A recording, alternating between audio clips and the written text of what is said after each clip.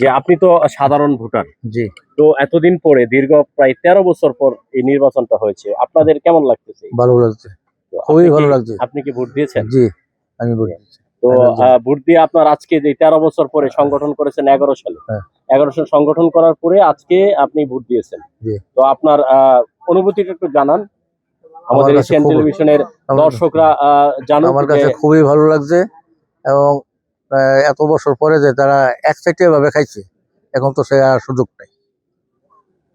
সেই জন্য এখনো নির্বাচিত প্রতিনিধির মাধ্যমে ওইটা পরিচালনা হবে, এটা খুবই ভালো।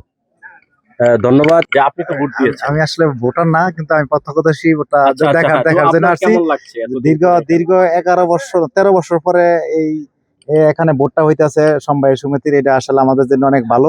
এতদিন যাই হোক একতরফা ভাবে ছিল, বর্তমানে নির্বাচিত মানে অনেক লোকই মানে প্রতিদ্বন্দ্বিতা ছাড়াই নির্বাচিত হয়েছেন। এখন যে আজকে নির্বাচনের মাধ্যমে আমাদের একটা সুস্থ একটা নেতৃত্ব আসবে এই সেচ প্রকল্পে, এই আমরা আশা করি আর কি।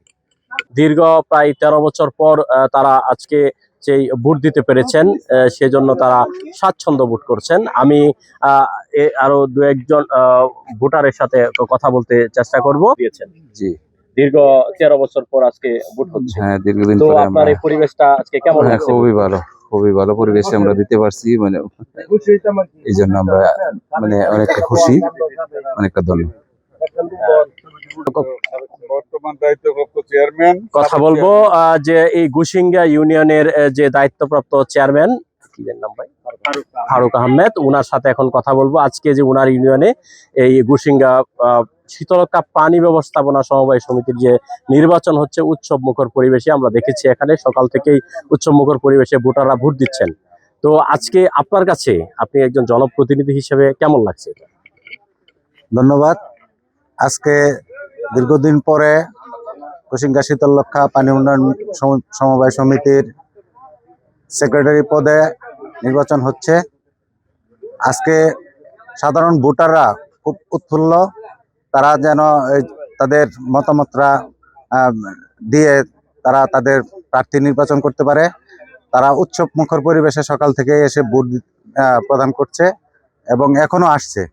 তো আজকের এই নির্বাচনী ব্যবস্থা এবং সুন্দর পরিবেশ আমাকে মুগ্ধ করেছে এবং ইনশাল্লাহ শেষ পর্যন্ত এই পরিবেশ বজায় থাকবে, এই নিশ্চয়তা দিয়ে ইনশাল্লাহ সকলকে ধন্যবাদ জানিয়ে কথা শেষ করছি। গুসিঙ্গা ইউনিয়নের আহ্বায়ক হিসেবে আপনার অনুভূতিটা কি?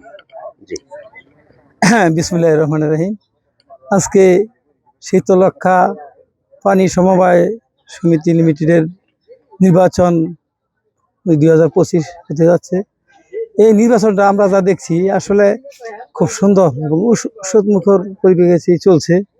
আমরা সকাল থেকে লক্ষ্য করছি মানুষ স্বতঃস্ফূর্তভাবে আসছে। কৃষকরা যেহেতু এটার ভোটার, কৃষক সকাল থেকে আসছে, এখনো লাইন বেঁধে মানুষ ভোট দিচ্ছে।